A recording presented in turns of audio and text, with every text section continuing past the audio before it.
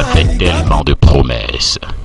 Si le Front populaire arrive au pouvoir, dans les 6 mois à venir, nous ouvrons immédiatement une deuxième université à Yamoussoukro. Et nous laissons le temps pendant 3 ans pour ouvrir une troisième université à Korogo. Peut-être les Ivoiriens sont habitués aux promesses qu'on fait et qu'on ne les réalise pas. Mais écoutez, cher ami, de 90 à 93, j'ai quand même construit 2 universités en période de crise. J'ai 2 URES, des mini-universités à Korogo et à Daloa. Depuis que je suis parti, il n'y a pas eu une seule université qui a été construite. Ça, quand même, c'est une preuve pour mes compatriotes. Moi, j'ai prévu dans mon programme de construire 5 universités, 5 CHU en 5 ans. 5 universités, 5 CHU en 5 ans. 5 universités, 5 CHU en 5 ans. C'est important parce que ça va désengorger déjà l'existant. Ça, c'est la première chose. Vous pensez que techniquement c'est possible? Ah oui, mais tout à fait, puisque le financement est prévu dans mon programme. Aujourd'hui, Alassane Ouattara, président de la République de Côte d'Ivoire, a fait d'emblée le même choix que Félix Houphouët-Boigny, à savoir continuer à considérer l'éducation comme l'une des priorités de son gouvernement. Le président Ouattara prévoit, d'ici quelques années, la création de 4 universités régionales et un village universitaire, sans compter les infrastructures universitaires déjà réhabilitées, offrant ainsi un environnement propice de travail aux étudiants, ce qui leur permettra de réussir leurs études et réaliser surtout leurs aspirations économiques et sociales. Pour cette seule année, ce sont plus de 105 milliards de francs CFA que le président Ouattara a investi à l'université. Le gouvernement entend d'ailleurs redoubler d'efforts dans la formation des cadres capables de transformer un jour nos matières premières en produits semi-finis ou finis. La mise en place de toutes ces infrastructures de qualité achève de convaincre que la formation des étudiants reste une priorité. En conclusion, le président Alassane Ouattara continue de se battre pour offrir des universités et grandes écoles de qualité aux étudiants pour une formation d'excellence. Des amphithéâtres flambant neufs, des équipements modernes, du gazon finement taillé et des fontaines d'eau claire. L'université ivoirienne, la nouvelle, s'impose.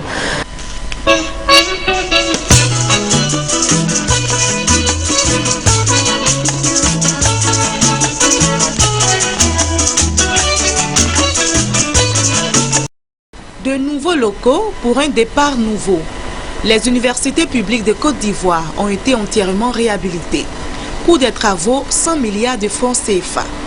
L'État de Côte d'Ivoire affiche ainsi sa volonté d'offrir une université compétitive à l'échelle internationale, une université qui offre toutes les commodités pour de meilleures études.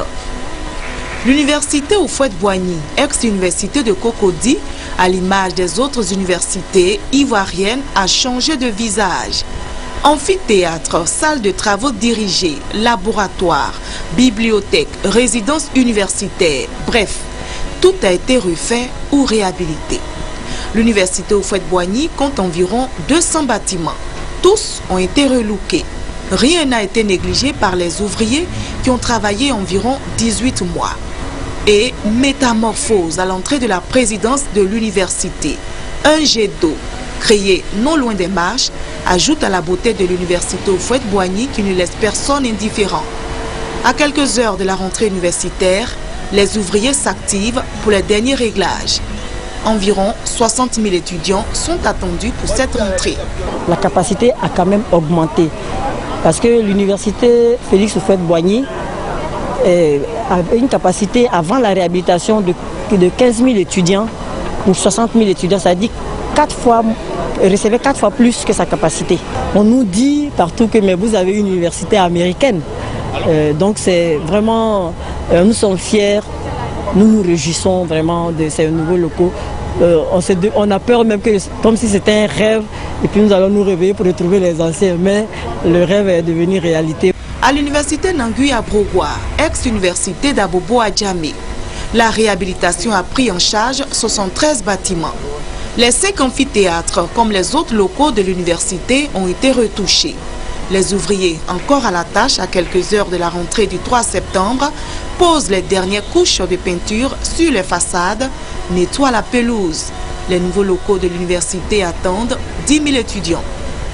le budget à l'époque était suffisant pour l'effectif d'étudiants qu'il y avait. Mais petit à petit, les effectifs augmentant, les budgets étant au même niveau, effectivement, il y a eu une pression sur les structures qui est venue aggraver les choses. La scolarité qui a été entièrement pulvérisée, le service informatique qui a été entièrement détruit. Donc la réhabilitation est venue pour remettre en état les bâtiments qui étaient encore debout. Nous avons également hérité de bâtiments qui étaient affectés à l'ancienne université, à l'université de Bouaké, qui est maintenant retournée sur ces sites à Bouaké. Nous avons hérité de leurs bâtiments qui ont été également rénovés. Donc tout ceci augmente effectivement les capacités d'accueil de la structure. Et nous pensons qu'avec la rentrée du 3 septembre, nous aurons plus de capacité pour encadrer les étudiants. Les clés de ces universités ivoiriennes relookées seront officiellement remises au Conseil des présidents le 3 septembre 2012, date fixée pour la rentrée universitaire. Ça m'inspire d'abord de revenir m'inscrire à l'université. Parce qu'au moment où nous venions à l'université, nous n'avons pas eu la chance d'avoir une université d'une telle allure. D'importants travaux estimés à près de 100 milliards de francs CFA pour donner la chance aux étudiants ivoiriens d'évoluer dans un environnement répondant aux normes internationales. On a envie de revenir à l'école parce que il y a quelques années, c'était invivable ici. Et aujourd'hui, on a l'impression qu'on nous enlève un poids de la tête.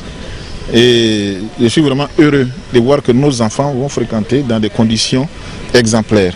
Plusieurs activités économiques devraient voir le jour sur le site de l'université, expliquera le ministre Cissé Bakongo. Et pour que l'œuvre soit complète, le gouvernement entend poursuivre la grande vision du chef de l'État, à savoir voir sortir de terre une ville universitaire. Autre aspect non négligeable de ces travaux, l'intégration des nouvelles technologies, avec notamment la mise en place d'un data center.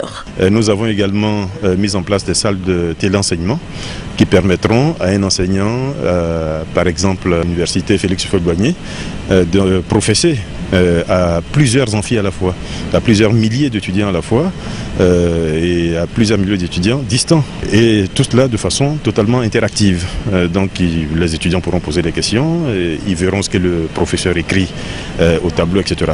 Pour nous, c'est une innovation très importante. Et puis la troisième chose, c'est donner la possibilité aux étudiants de se connecter au monde entier, de se connecter aux bibliothèques virtuelles qu'il y a dans le monde entier.